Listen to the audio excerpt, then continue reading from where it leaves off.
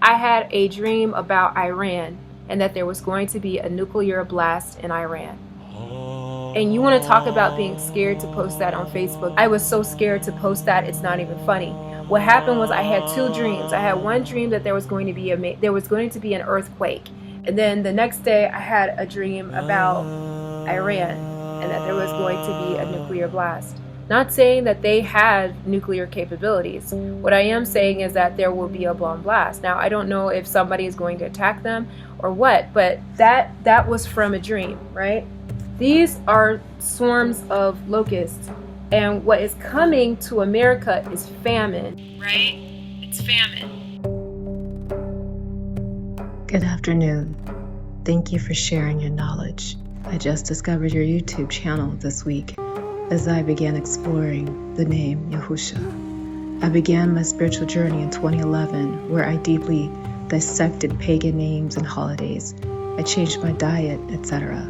But along the way, I got discouraged and confused and started to embrace New Age information. Since doing more research, I feel in my heart this is the way. Would you be open to sharing any tips on how to begin my spiritual walk with Yah? What is the right Bible? I'm not even sure where to begin. Thank you.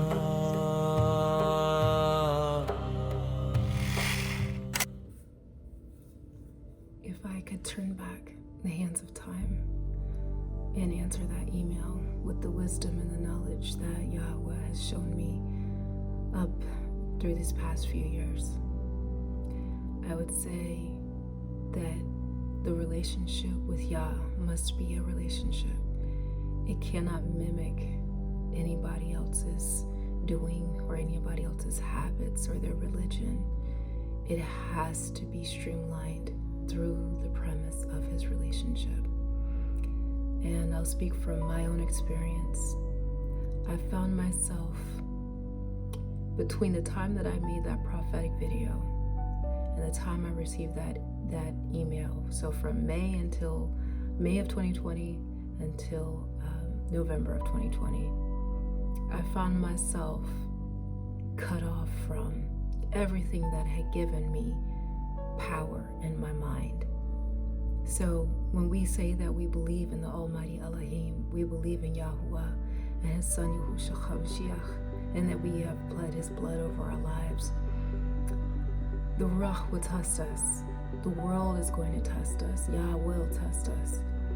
And if we believe that by having listened to these voices online, or these gurus, or these teachers, that in some way, shape, form, or fashion, because they have modeled their lives after the way we think that righteousness should look, if there be any power found in those things, the faith will be shaken. The Yimana will be shaken. And what does that look like? For example, if I attend a congregation and that leader embraces astrology, but he teaches under the name of Yah, or she teaches under the name of Yah, what will happen is the congregation will slowly start to embrace astrology. Even if it's just done as a harmless little, play thing, whatever at first. So the congregation will slowly start to seek messages and accept messages that contain astrology in them. Why is that a problem? Because tarot is linked to astrology. When tarot readings happen, and a lot of people are against readings, against spiritual readings with tarot decks, and they should be, because it is an act of divination. It is against the law. It is against Yah. But the reason why people slowly become okay with it is because the archetype for each reading uses astrology. So, for example, somebody who's using tarot does a reading on an individual, they will often ask them what their astrological sign is. They'll start to deal the deck, and that person will show in that reading by their astrological sign. So it is just a matter of time before congregation members might start doing readings or listening to readings online because they've embraced astrology. So it's like sin links arms. It does. And it's just a matter of time before a person who is deified, another individual, will accept their fallacy as their truth. it can be discouraging because we know in our hearts that we've committed our lives to Yah. And then it's like, how is this adulterous spirit allowed to prevail? I couldn't have answered that email when I received it because I was falling into that. I had deified other people's voices because I thought if I had been given the gift of prophecy, I should have also been assigned someone to be my mentor. The prophet Shamuel, the prophet Samuel, he had Eli. Elisha had Eliyahu, Elijah. It is normal to want to have somebody be that mentor in the life, to teach you, to show you the path. But it is really his Ruach that does it.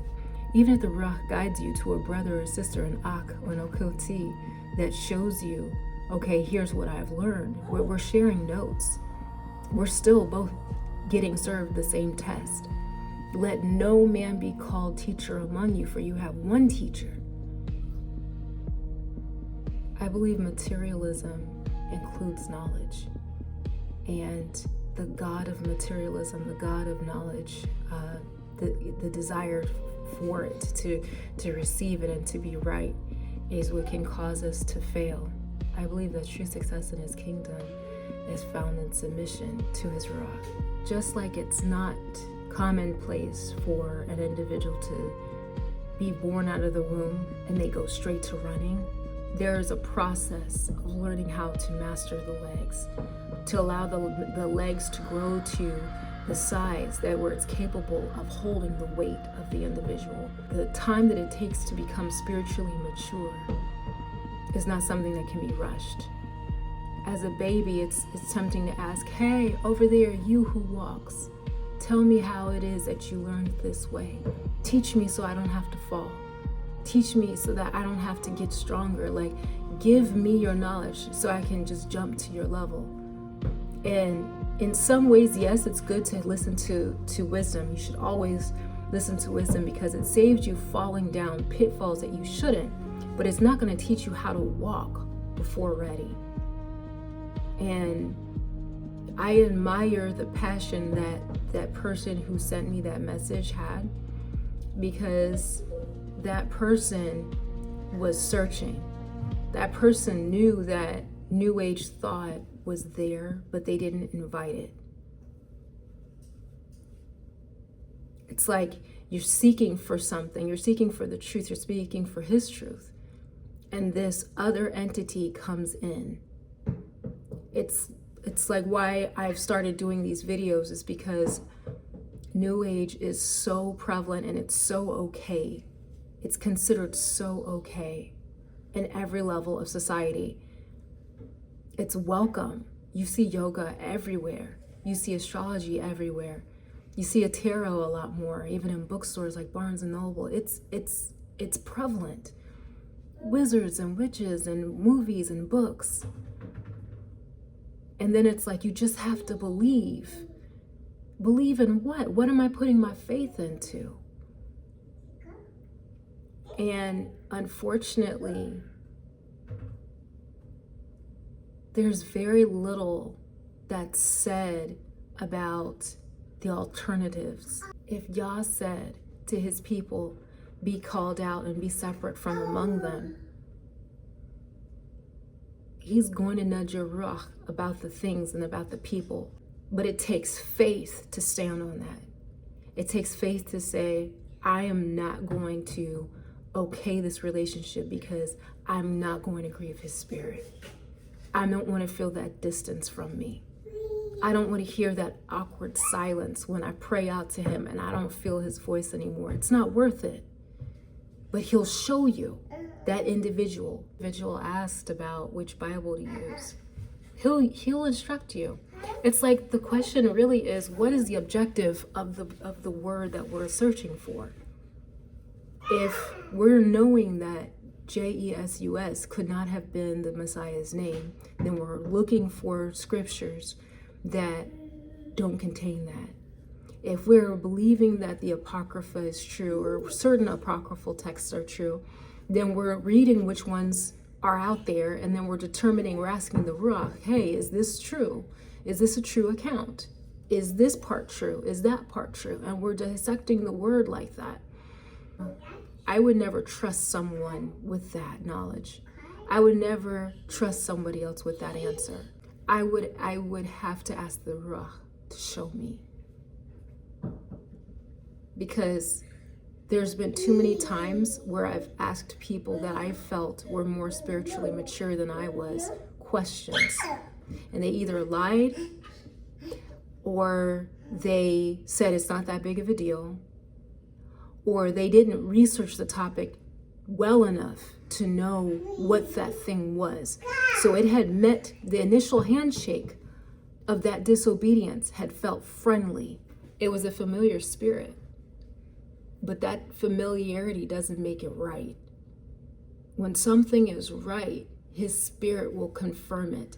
His word will confirm it. So if astrology is used for divination, then astrology cannot be of his word. When it comes to prophecy, for example, and I said that I wanted a mentor to teach me how to discern what was going on spiritually, because in 2020 I'd had these spiked dreams and I didn't know what to do with them.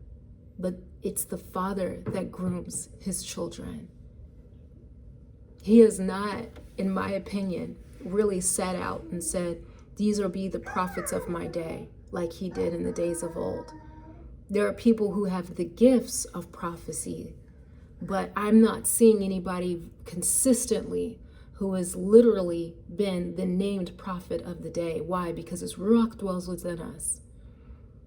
And I should have asked more questions to the Father instead of hoping that somebody else was going to come and train me in understanding and learning the dreams that he gave me. Because he gave them to me and he gave them explanation. What more was I looking for? Somebody else to say, yeah, you go, girl. So it's like that validation is an extreme weakness. It's a vulnerability. Check this out. There is a prophet who is coming to a land because Yah told him to go there. He meets a prophet along the way, and the prophet says, no, you're supposed to come back to my home tonight and eat dinner and to stay with me. And the prophet said, no, Yah told me to continue forward. He said, no. Well, Yah told me that you're supposed to come with me. The prophet goes with him, has dinner with him, and the prophet who beguiles him tells him and says, because you didn't go where you're supposed to go, you will die on the way. And a lion mauled him.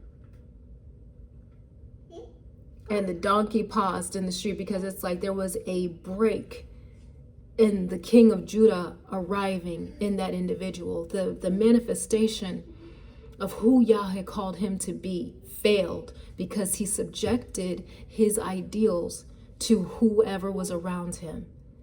And that's really greatly dangerous. And see, the greater tragedy is the people who desire to control others just so that they could feel like they are a leader. That is an even greater tragedy. It's the desire to say, I am responsible for these souls. They listen to me. They are the ones that are my children. They are calling me teacher. That is the greater tragedy. Because Messiah said, I am the teacher. There is nobody else. There is no other way. So to think that because somebody has a platform that they are inherently sent from Yah, when they don't send you to Yah to ask for the questions, that's a false preacher. That's somebody, in my opinion, who has made a God of an Elohim of their own understanding. And the danger is that the testing of making your own understanding your Elohim is that he will charge that Elohim with great testing. And it will fall because it's in fallacy. I believe that with respect to Iran, I wasn't told when that was going to happen. I didn't tell how that was going to happen. I didn't know. All I knew was these dreams that I had.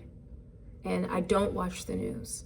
And I don't keep up with things online because I rely specifically on his Ruach to tell me different things, to confirm things in his word, to tell me where we are.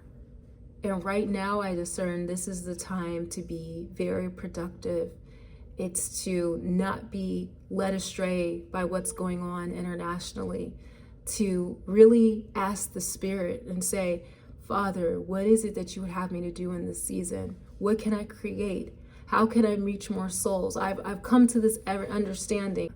You're going to make me a specialist in this given area. There's a plank that I've removed from the eye. You've removed it so I can see. Now the responsibility is for me to help my brother and sister search for you and see you. And I do that through my example. So if I have not castigated all forms of ungodliness from my voice, from my heart, from my ideals, it's just a matter of time before I'm influencing other people to seek that same fallacy in what they search.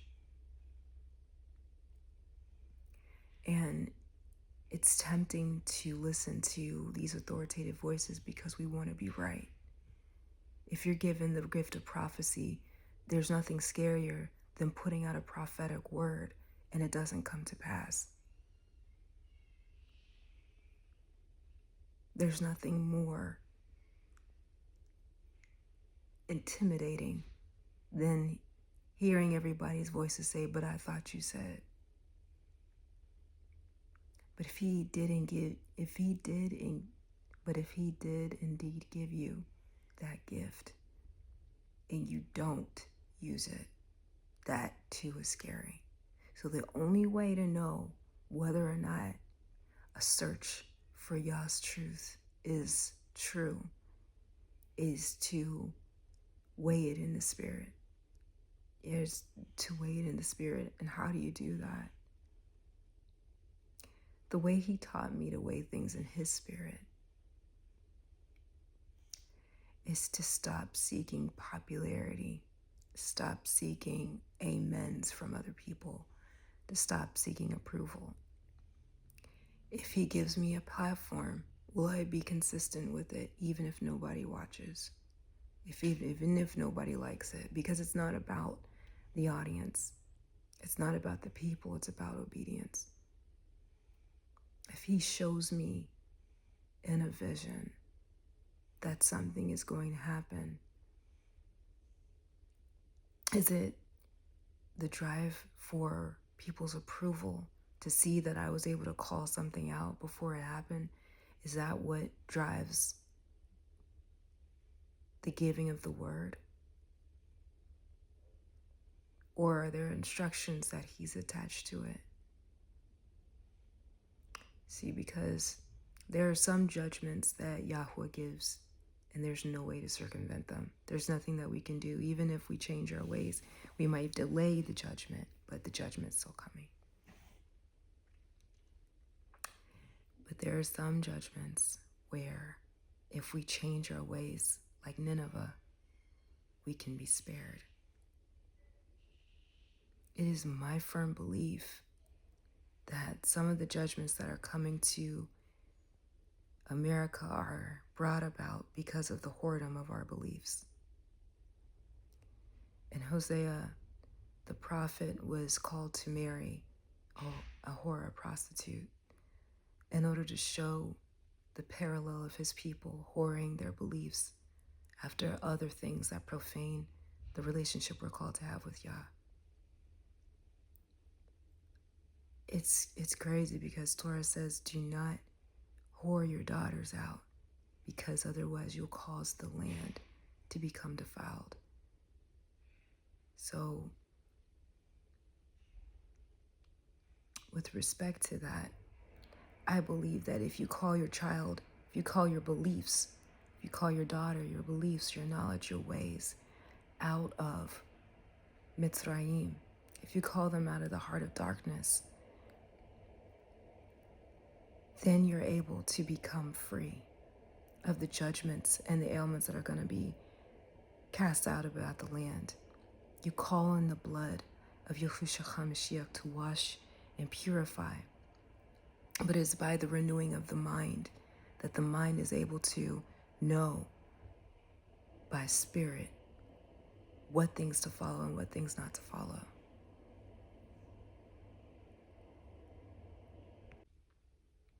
An excellent example of this was King Yoshiyahu, King Josiah. King Josiah, when he was read the Sefer, when someone read the Sefer to him, one of his officials read the Sefer to him, he rent his clothes, sackcloth and ash. He mourned, he lamented. And he asked the prophetess Huldah, he asked her, what can be done? What can we do? Yisrael has turned away from the Sefer in so many different ways, and all of them pretty much. They have offered up incense to foreign gods. They have put up things in the high places. There are high priests that have ordained and caused Yisrael to sin. What can be done? And she said that nothing could be done to spare Yisrael, but that the judgment would be delayed until after he had gone to his ancestors, because Yahweh had pity on his heart. And King Josiah went out and he got rid of all the profane things in Israel. He burned up the priests that were false. He tore down the high places that were elevated, those Asherah poles, all that. He tore it down. But the judgment still came. Nebuchadnezzar was still allowed to rule. The Chazdim, the Aravim, they all rose up against any effort to try to steal Yisrael away from the judgment that Yahweh called against the people for their disobedience. Ashashur, King Ashashur, was the one who he was avenging. And the thing is, it's like, if prophetess Huldah had been afraid of telling the king that there was nothing that could be spared for the people of Yisrael and that he just wouldn't see it in his day. Imagine that. Imagine not telling the truth because you want to tickle somebody's ears. But that's the age that we live in. That is New Age. New Age tickles the ear. It always says you're headed down the right path. It causes you to look for repeating numbers and signs to confirm that you're on the right way, that these angels, these quote-unquote angel numbers they have your back and they're guiding you down the right path. But just as Nebuchadnezzar was caused to roam like a wild beast because he thought his ways were right, because he thought his ways were true, that's what New Age, following New Age practices, leads the soul to do. And see, in 2020, I had no idea the things that Yah was going to purge me of. I didn't know that he was going to remove me from everything that I considered dear. I didn't know that the long-term implications of me being tested in seasons where I wouldn't have the resources the same way, or I wouldn't have the connections my father to call, I wouldn't have certain things anymore that gave me the pride of life. And that father was going to have me at the end of his sword. And it was going to determine what parts of me were really going to follow after him no matter what. I wasn't prepared for how that would change who I am, how it would change how I show up in the world. I wasn't prepared for the letting go of people pleasing, the identity that I was going to find in him. I wasn't prepared for the book that would ooze out of me. I wasn't prepared for the book that would pour out of me. I wasn't prepared for the shifting of responsibility that would be placed on my life, the accountability that my choices were going to bring about. You see, so it's not just about picking the right fruit that sounds good. It is about relationship, fear and trembling. And it's the honor of his voice in our lives that causes us to rethink every single step. It's not because some guru or some leader online said to do something, but it is because of love, true love, that we want to get it right, that we want to release the fallacies that we've held in our lives, that we want to make sure that everything that we've set apart to do honors his kingdom, is just and is fair. So I know this is many years later that I'm responding to this email, but at that time, I was slipping down the same slope. I was believing that New Age thought was correct and that my life was a reflection of me coming into knowing my higher self. But the higher self is still a fragment. There is no such thing as a higher self knowing the all, being the all, creating the all. No, the higher self technically experiences the all. And so if the experience of the higher self is the all, that is still a fragmented experience, because that's just aligned with the experience of that entity. It is not Yahuwah.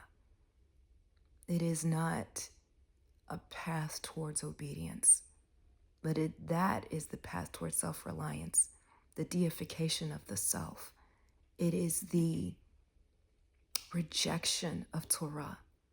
It is the arrogance that says, I no longer need the blood of Yahushua HaMashiach. In fact, it is the path towards Christ consciousness, the idea that Christ is in the self, and that therefore I know my own way and I'm going to figure it out. And I get the idea of Jesus, but I don't know really who he is. It is this slow decline into following after Zeus, after leaving shrines to appease him, instead of really loving the Father, because the Father is going to bring you to all truths. He will not let you settle on partiality. He will not let you settle on things that aren't right at all.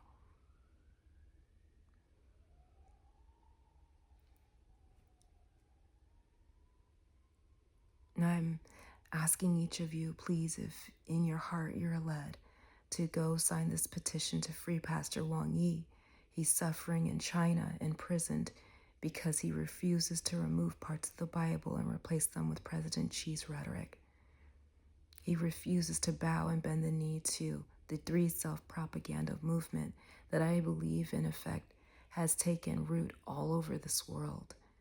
It is to change what we know as truth that is written in the Word and to replace it with political agenda.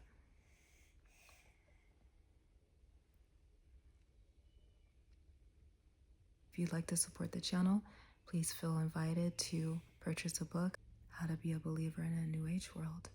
It's where I go into great detail about these topics, and I discuss what I've learned firsthand is wrong and how to avoid some of the mistakes that I've made in my journey.